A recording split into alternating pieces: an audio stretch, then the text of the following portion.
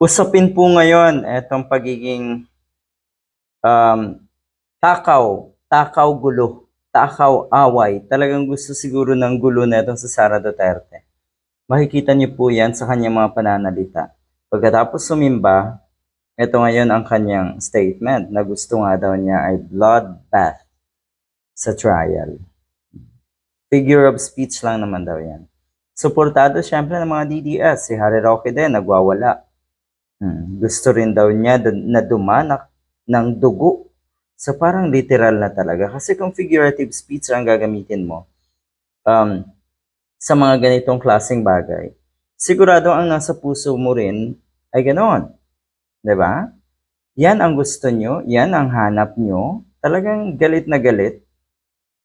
Mga taong alam nila sa sarili nila na nasusukol na sila at nahihirapan na sila ng humanap ng lusot. Ayan, kunwari ay sila na kuno ngayon ang biktima at nagiging palaban daw sila, nagiging matapang or tapang-tapangan na lang siguro na masasabi yung kanilang ginagawang ito. Di ba?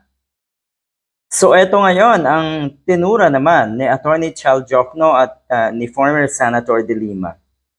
Etong ganitong trial, impeachment trial, ito ay isang proseso, tinatawag na civilized process. At yung mga pahayag na yun ni Sara Duterte, malinaw na ayaw niya ng tamang proseso. Malinaw na ayaw niya ng legal na proseso. Malinaw din po na alam niya sa sarili niya na guilty siya. Kaya ganyan ang kanyang mga pananalita. Napaka-uncivilized ng mga katulad ni Sara Duterte.